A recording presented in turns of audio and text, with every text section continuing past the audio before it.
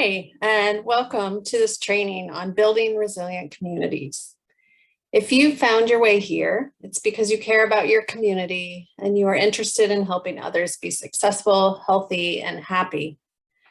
That's what brings me here too, and why I want to share the newest information about the best ways to help kids and communities thrive. My name is Cory Richardson Lauve, and I've worked with kids and communities for more than 25 years here in Richmond, Virginia, and in other communities as well. Where I work now is Virginia Home for Boys and Girls, and we've learned that focusing on what's strong instead of what's wrong helps us build resilient communities. Focusing on what's strong also makes us more resilient as individuals. This is some of the information and ideas we want to share with you. So this is a 3-part series, and this is part 1.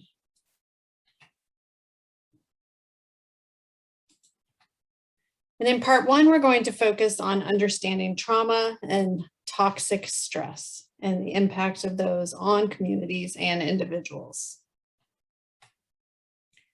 So let's define a resilient community. A resilient community is made of healthy and strong individuals. It's the ability of the community and the individuals to bounce back from hard times and difficult experiences, which are just part of life. A resilient community works together to find creative solutions, and the community keeps getting better as they fix structures and systems that contribute to stress and trauma.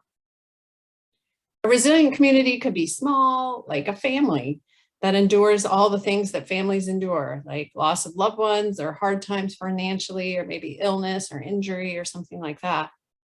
A community could also be a school or a church that overcomes difficult times in order to flourish. And a community can be larger, like a neighborhood or a city that works together. And we'll be focused on how smaller communities join together to make a larger community system. And so that's what this illustrates here, is the way that systems work together to nurture children and families. So let's look at this diagram. In the middle of every system and every community is the child. So they're the future of the community, they represent that, and they are that. And surrounding the child, you have their immediate family, their household, whoever lives with them and helps nurture them to adulthood. And then surrounding the immediate family, you have your kinship, the extended family, informal networks. So maybe friends or even the neighbors right nearby that all become a part of this child's life and part of the family's life too. And then surrounding that group, we have our local environment and our formal networks and services. So this is the broader community that helps take care of the kinship community and then the family and the child. So everything from parks and safety, childcare, government, transportation, schools, of course, are a huge part of that, health services, clubs and sports, all that makes that a part of the community. And then of course, the broadest community that impacts everyone is the economic, policy, and social and wider environment. So lots of things fall in here. We're talking about the climate, we're talking about the national economy and the global economy, we're talking about policy, laws that affect us, the norms and attitudes in society. So a lot of times when people are talking about the system, in quotes, they're talking about all the structures that have been in place, have evolved, and sometimes aren't working well, and we can see that impact all the way down to the child. And so that's the question that's next, is what happens when systems aren't working?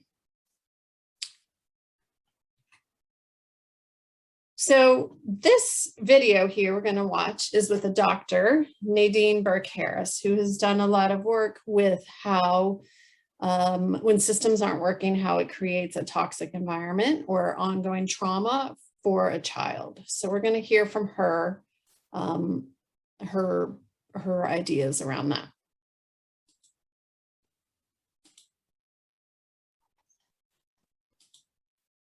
All right, well, I have to tell you, I learned something. It was several months ago. I met this pediatrician, And you know how Oprah always talks about those light bulb moments?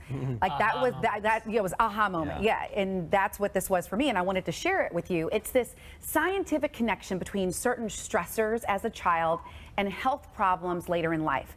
The CDC discovered this link many years ago, yet doctors still aren't screening for it. And that's why one pediatrician is on a mission to make us aware of what is now known as toxic stress and also what we can do about it.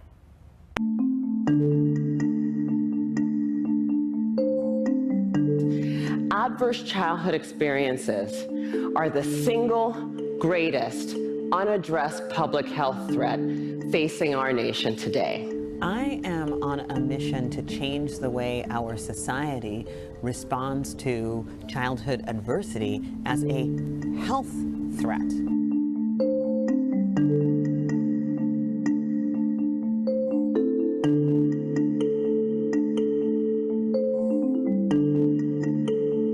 The higher your ACE score, the worse your health outcomes. For a person with an ACE score of 4 or more, their relative risk of chronic obstructive pulmonary disease was 2.5 times that of someone with an ACE score of 0. For hepatitis, it was also 2.5 times. For depression, it was 4.5 times. What's at stake if we don't address this? So what's at stake? Our health? That $3 trillion that we spend per year on healthcare, 18% of our GDP, 75% is for treatment of chronic disease. We can either do prevention or we can continue to be paying for it downstream. In layman's terms, can you just explain what happens in a child's body when they do experience one of these adverse life events, and how is that connected to a health problem later?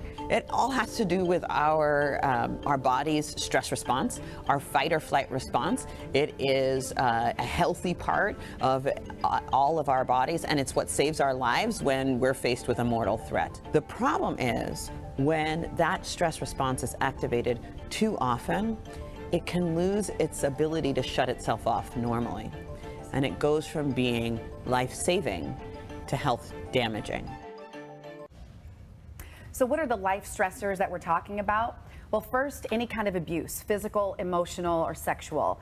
Then neglect, physical and emotional. Also, any household dysfunction like parental mental illness if you have an incarcerated relative or a mother who is treated violently, household substance abuse, and even not being raised by both biological parents.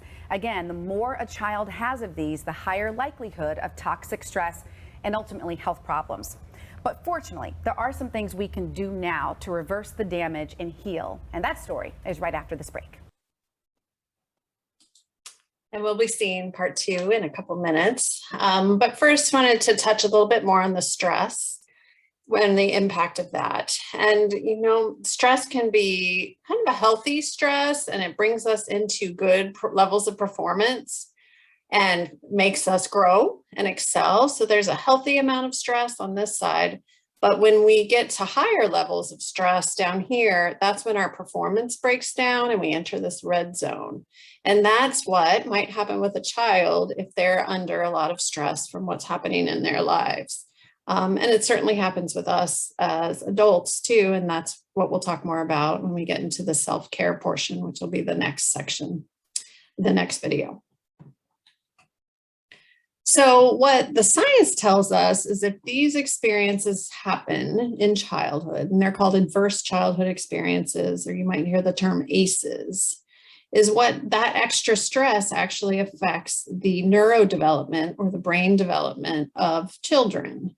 And that brain development, with the brain not being able to make connections in healthy ways, can lead to social impairment, so the way people interact with each other, emotional impairment, being able to manage strong emotions, which are part of life, and cognitive impairment. So like connecting the dots in school, being able to learn at a rate that's appropriate for a particular age. So these add more stress, these impairments, which can create the adoption of health risk behaviors. So that might be increase in smoking or drinking, sexually risky behaviors, things that might overeating, things that lead to disease, disability, and social problems. and then can go on to early death. So all of these things, a lot of times our society says, well, you need to just change your behavior, but it's all going way back to those adverse childhood experiences. And we can see in the Richmond area some information about life expectancy at birth. So we know based on what neighborhood somebody lives in and the amount of stress that they might be facing in that neighborhood, it can affect their life expectancy. So this data is from these combined sources, and they looked at some of areas that have more resources and wealth and have been less impacted by systemic racism or issues over the years.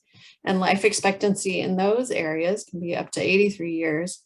And then other areas that have been impacted more by systemic issues and stressors that lead to these adverse childhood experiences can have much lower life expectancy, like 63 years. So this is science, and it is real, and it's a lot to take in and figure out, where do we go from here? So that takes us to this picture, which again reminds us that everything's connected. So bear with me here. We look at adverse childhood experiences, and these are these different things that were listed in the video that might happen to a child. So they might have experienced neglect. Maybe somebody doesn't have enough food, or their parents don't have the emotional stability themselves to provide the care that's needed. Maybe abuse, emotional or sexual abuse. Maybe their caregivers use substances to cope with their own trauma and their own stress. So these are things that can happen on the individual level at that child at the middle of our circle.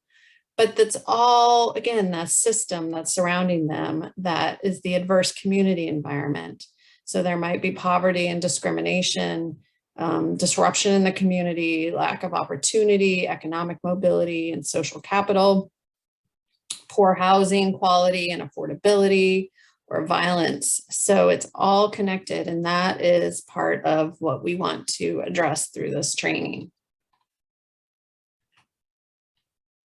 So one thing we need to think about is, when a flower doesn't bloom, you fix the environment in which it grows, not the flower. So if we look at those children as our flowers, and if there's problems happening there, we need to, again, extend our reach to those other circles that surround them and try to help pieces throughout the system.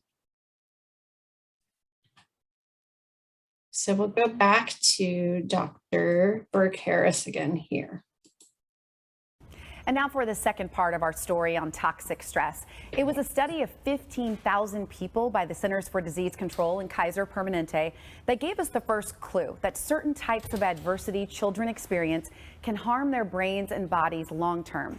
And according to Dr. Burke-Harris, many children are being diagnosed with other conditions and prescribed medications when the issue boils down to toxic stress. Here's part 2 of the story on what parents can do to intervene and reverse this.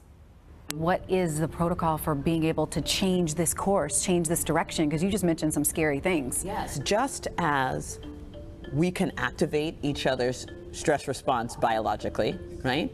We can also buffer each other's stress response biologically. It's about getting to the root, right? It's not about writing a prescription to cover over the symptoms. It feels like we've been doing that for too long in our society, and it's time for us to get to the root of the problem. And one of the things that they teach you in public health school is that if you're a doctor and you see 100 kids that all drink from the same well, and 98 of them develop diarrhea, you can go ahead and write that prescription for dose after dose after dose of antibiotics, or you can walk over and say, what the hell is in this well? You have 4 kids and a busy life. You still see patients. Why was this so important for you to present this book to the world? When I did my TED Talk that came out in 2015, I got so many emails and Facebook messages and LinkedIn messages from all of these folks who are saying, oh my goodness, this is my experience. I had childhood adversity, and now I'm wrestling with all of these health problems, and no doctor ever told me that they could be connected. This is treatable. This is beatable. The first and most important thing I would say for parents is that being able to help their child regulate their overactive stress response, in order for us to be able to do that, we as parents need to have our own stress response in a healthy place. You're asking me to change. You're asking us to change.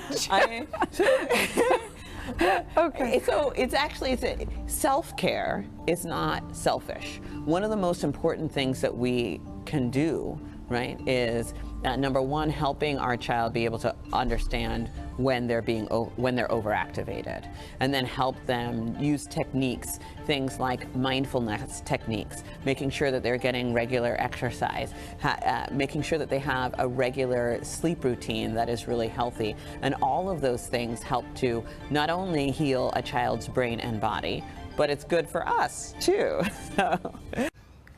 For a complete list of the ACEs, or the adverse child experiences, and to learn more about toxic stress and what you can do, text the word stress to 206-448-4545, and we'll send you a link with all the information that you'll need on this topic. Ooh, wow. Good information. Yeah, Are you serious?